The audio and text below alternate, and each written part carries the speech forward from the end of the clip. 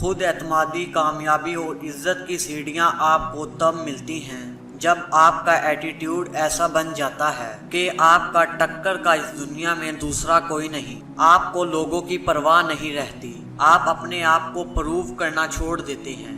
آپ کسی کو جتانا بتانا چھوڑ دیتے ہیں کہ آپ بھی کچھ ہیں۔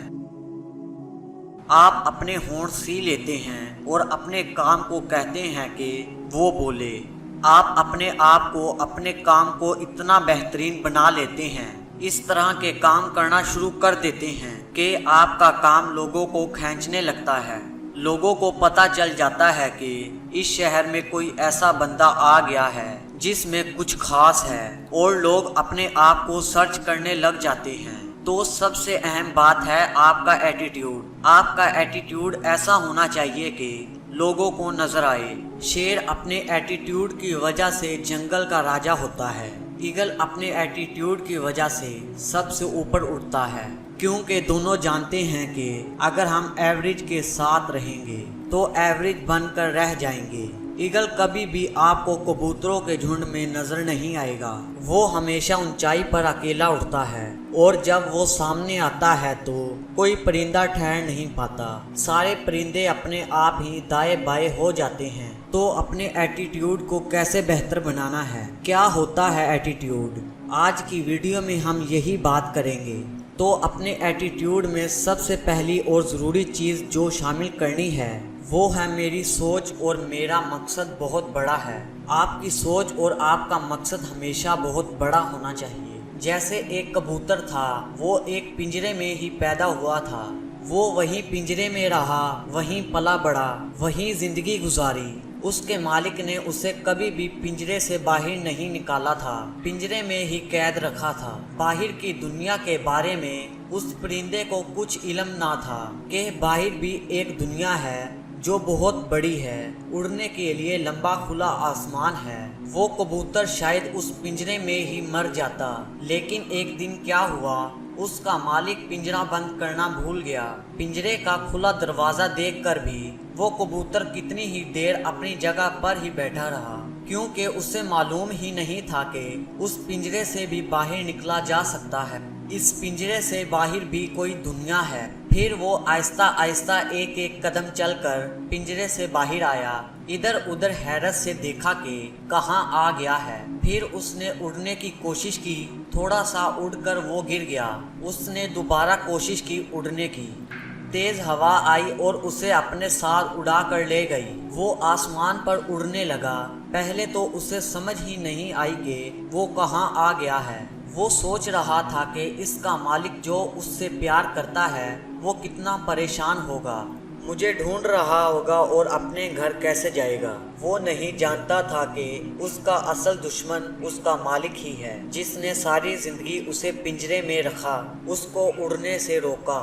کتنی ہی دیر وہ کبوتر ادھر ادھر اڑتا رہا، اپنے پنجرے کو جس کو وہ اپنا گھر سمجھتا تھا ڈھونڈتا رہا، لیکن وہ اسے کہیں نظر نہیں آیا۔ تھک ہار کر وہ ایک درخت پر آ کر بیٹھ گیا اور رونے لگا۔ جس درخت پر وہ بیٹھا تھا اس پر کئی پرندوں کے گھونسلے تھے۔ شام کو جب وہ پرندے لوٹ کر آئے تو انہوں نے اس کبوتر کو روتے ہوئے دیکھا۔ سب اس کے ارد گرد اکٹھے ہو گئے اور رونے کی وجہ پوچھی، کون ہو بھائی، کہاں سے آئے ہو، کیوں رو رہے ہو؟ تو اس کبوتر نے ساری بات ان پرندوں کو بتا دی۔ سارے پرندے اس کی بات سن کر زور زور سے ہنسنے لگے، جیسے وہ دنیا کا سب سے بڑا بیوقوف ہو۔ وہ بیچارہ اور زور زور سے رونے لگا، ایک تو میں پہلے ہی دکھی ہوں اور اوپر سے یہ سب میرا مذاق اڑا رہے ہیں۔ اسے روتا دیکھ کر ان میں سے ایک بزرگ پرندہ بولا، تجھے رونے کی کوئی ضرورت نہیں، تجھے تو آج نئی زندگی ملی ہے۔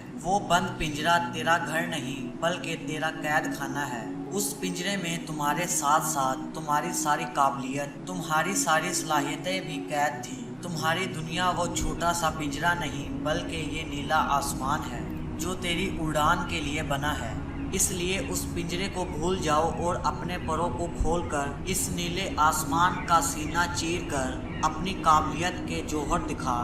तेरी दुनिया बहुत बड़ी है। तो हम में से ज्यादातर लोग भी किसी न किसी दायरे में जी रहे होते हैं, तो हमें भी चाहिए कि उस दायरे का दरवाजा खोलकर बाहर निकल आए, और जब हम निकलेंगे तो उस दिन ही हमें पता चलेगा कि इस दायरे से बाहर एक बहुत बड़ी दुनिया है, जहाँ कुछ भी नामुमकिन नहीं, कुछ भी अचीव किया जा सकता है। तो जब कुछ भी अचीव किया जा सकता है तो हमें छोटा सोचने की जरूरत नहीं, इसलिए अपनी सोच को बड़ा करो और कुछ बड़ा हासिल करने की कोशिश करो। दूसरी बात जो आपके एटीट्यूड में होनी चाहिए वो है दूसरों की बात सुनना। इस दुनिया में हर कोई चाहता है कि मेरी बात सुनी जाए, मेरे पॉइंट ऑफ व्यू को समझा जाए, मेरे दर्द को महसूस किया जाए। मेरी तकलीफ सबसे बड़ी है, लेकिन उसकी बात कोई नहीं सुनता।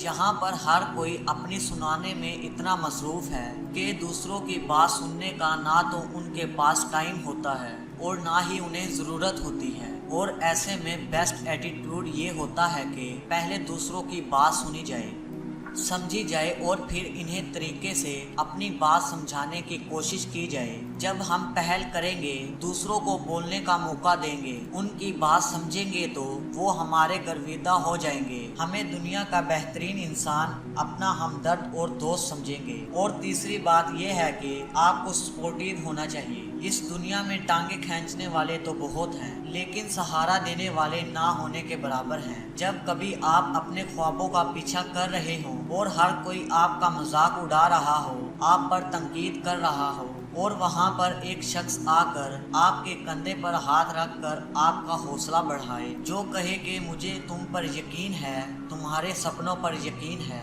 तुम इन्हें जरूर पूरा करोगे, तुम कर दिखाओगे, जो तुम्हें थपकी दे, जादू की झप्पी देकर तुम्हें सपोर्ट करे, तो ऐसा शख्स आपको कभी नहीं भूलेगा, जिंदगी भर याद रहेगा।